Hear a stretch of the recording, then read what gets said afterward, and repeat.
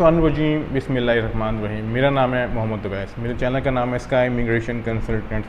आज की video Shenzhen lovers के लिए, यूरोपियन लवर्स के लिए जो काफ़ी अर्से से वेट कर रहे थे कि कब यूरोप का बॉर्डर खुलेगा, हम लोग ट्रैवल कर सकेंगे, जिनके पास स्पॉन्सर डॉक्यूमेंट्स से शेंजन कंट्रीज़ के, यानी स्पेन कंट्री की बात मैं कर रहा हूँ, स्पेनिश के डॉक्यूमेंट्स से, या फिर जो होटल बुकिंग के करवाना के जाना चाहते, या फिर जिनके कोई बिज़नेस टूर से, या फिर जिनके मेडिकल टूर से, यानी ईजी वर्ड्स में, आसान लफ्ज़ों में, कि स्पेन ने अपने बॉर्डर्स खोल दिए हैं पाकिस्तानियों के लिए, हर तरह की कैटेगरी के लिए। अगर आप स्पेन टूरिज्म वीज़ा या फिर मेडिकल वीज़ा या फिर स्पाउस वीज़ा या फिर settlement visa, business visa, medical visa apply करना चाह रहे हैं तो आपको अपॉइंटमेंट्स मिल सकती हैं, आप अपना वीज़ा अप्लाई कर सकते हैं। और सबसे मज़े की बात, जो वीज़ा रेशो है वो बहुत ज़्यादा बेहतर जा रही है, बहुत ही अच्छी जा रही है, अप्लाई कर सकते हैं।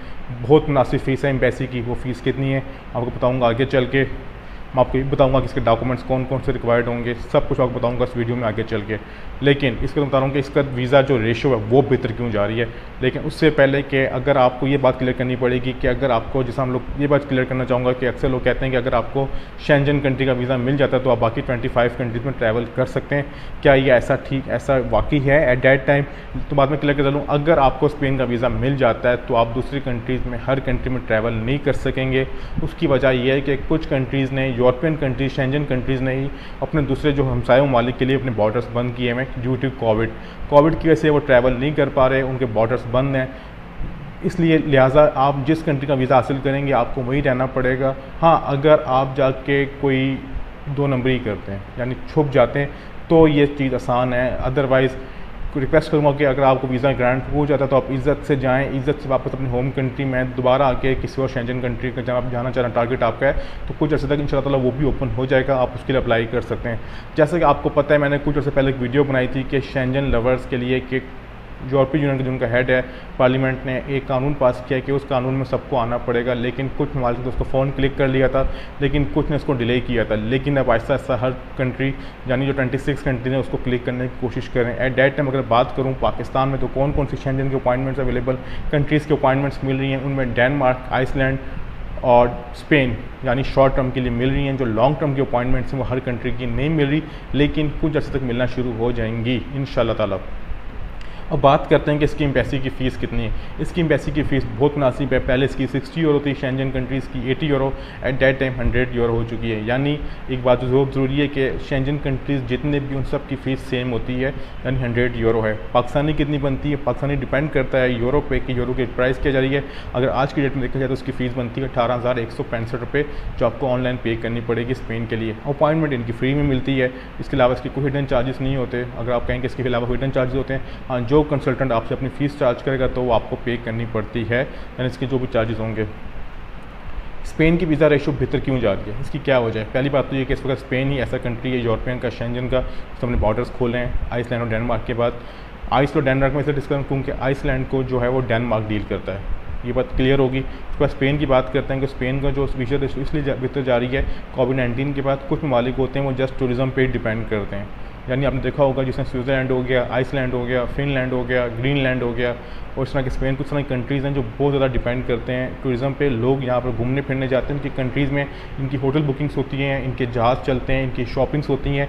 यानी वहाँ के जो लोग, मुकामी लोग होते हैं, उनका जो इन्हिसार होता है इनकम का, वो टूरिज़्म पे ही होता है। जितनी अच्छी टूरिज़्म होगी उतना अच्छा इनका सोर्स ऑफ इनकम होगा। और देखें, बात सीधी 100 यूरो अगर इनको आप फीस पे करेंगे तो एक बहुत बड़ी अमाउंट बनेगी। इस वक्त जो एक अफवाह फैली हुई है, जो एक न्यूज़ है कि 35,000 लोगों ने पाकिस्तान से जस्ट स्पेन का टूरिज़्म वीज़ा अप्लाई किया।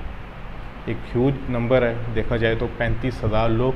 और स्पेन ने अपनी अपॉइंटमेंट्स एट दैट टाइम बंद कर दी गई हैं, उनके अपॉइंटमेंट्स फुल हो चुकी हैं, उनके स्लॉट्स अवेलेबल नहीं हैं जुलाई के एंड तक। लेकिन अगर अपना वीज़ा अप्लाई करना चाह रहे हैं तो आपको ज़रूरी है कि अपने कंसल्टेंट से फ़ौरन रब्ता करें, उनको कहें जी हमारा अपना केस रेडी करवाना है। अगर आपको स्पॉन्सर्ड डॉक्यूमेंट्स हैं तो, या फिर अगर आप होटल बुकिंग पे जाना चाह रहे हैं एज ए टूरिज़म पे, तो उनको बोलें कि अपनी फ़ीस सबमिट करके जो भी आपका होता है तरीक़ाकार, ताकि जैसे अपॉइंटमेंट अवेलेबल तो उसको क्लिक करके अपॉइंटमेंट हासिल की जा सके।